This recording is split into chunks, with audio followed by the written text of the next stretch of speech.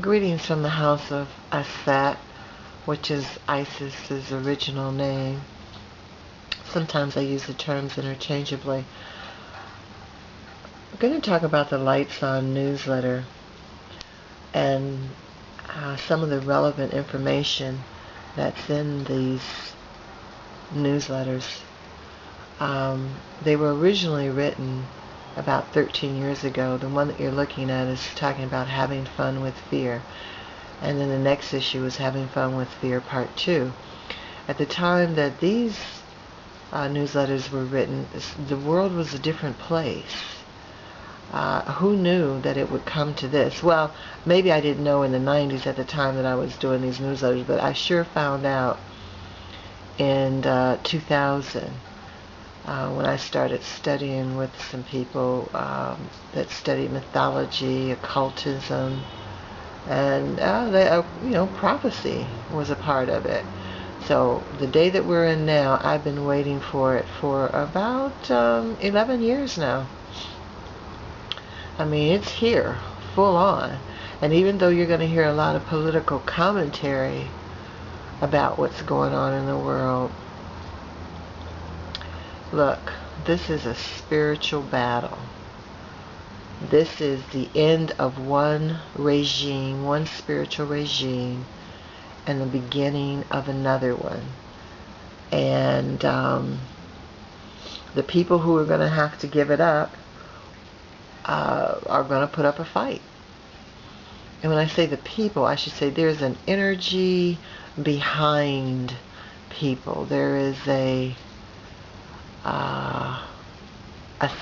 spirit that is animating people. I heard somebody use the term animus, and I like that. The animus behind, let's say, the Republican Party or the Department of Defense or whatever you want to call them, these global structures that are running things, who they take their instructions from. This is off planet. This is a spiritual thing, because this is a great big battle. So you have to be prepared, because the things that we used to count on, used to depend on, I always thought that they were going to be there. That time is up. And this is where you'll have to overcome fear. All of us will have to overcome a fear.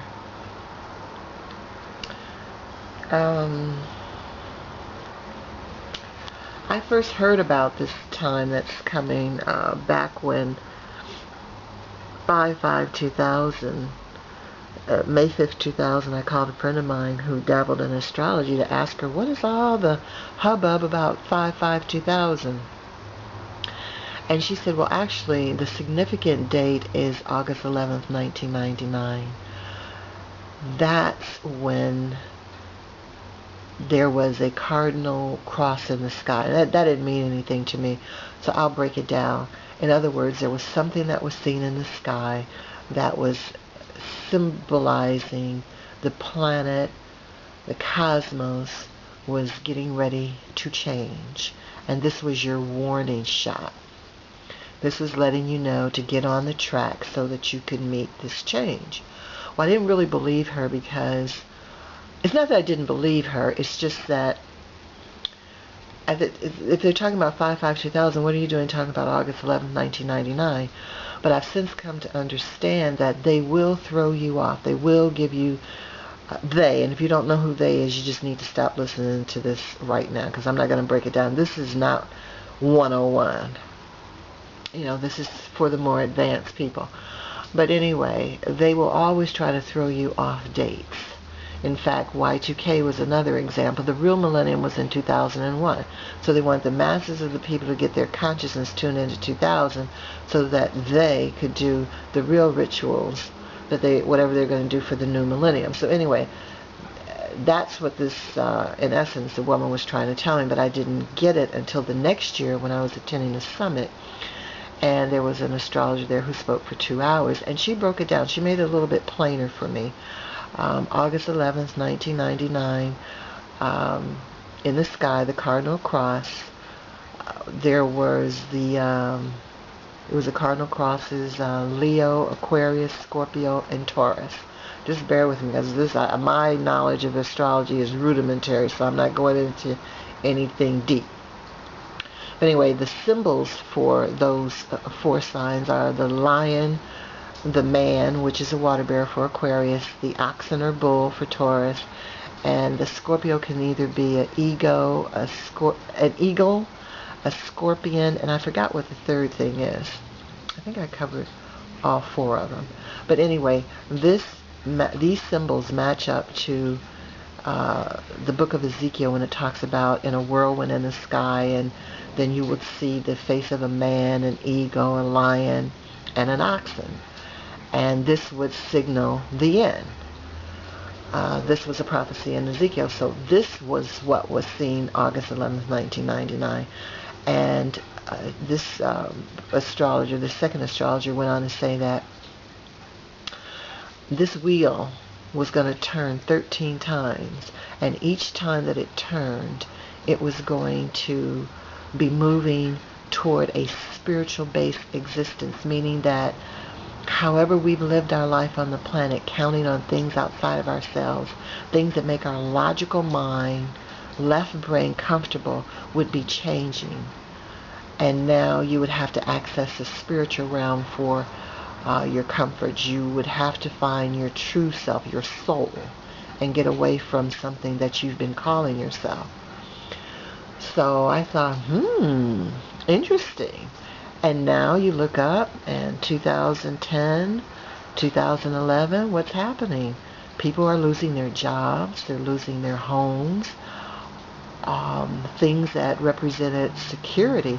I mean, hell, you used to be able to work for the post office, and I don't care, not be able to get fired. And now they're laying off at the post office. People who were giving us jobs have just up and taken them to India and China. So it's like you know, you're on your own. They don't even want to feed people. Taking away food stamps, but this time was predicted. At least I knew about it. I knew it was going to come. And so, you know, anyway, there's something inside of all of us. Well, most of us, depending on if you're a real person or not, you know, because not everybody is real. But if you're real, if you have a soul, there is something inside of you that will be able to meet this. It will be challenging. It's like in The Matrix when Neo, the guy, the character that Keanu Reeves played, you know, when they were looking at him closely, Larry Fishburne said, oh, he's atrophied. His powers had atrophied. He was living in a world that didn't require them. Let's face it, from the time we're brought home from the hospital, toddlers on up, you know, we're taught that everything that is really valuable and important is outside of us. And, you know, we're bundled up and taken to church, told that God is in that house. That's where God is. God is outside of us. Education, we've got to go to school so that they can teach us things because we don't know anything, instead of the real meaning of education, which is to draw that out of you which is within you. Well, you know, these schools don't want to hear that. But anyway, now we're talking about you have to go within. And this is where you'll have to survive. Not only survive, but thrive. This will be like a going home. You have to get reacquainted with the currency inside, because this currency or monetary system, it's going out with the people who brought it to you. So anyway, I thought that these newsletters would be very helpful. They cover subjects like having fun with fear, being on purpose, is your world harmless, core beliefs and desires, living with miracles, which I already did a thing on.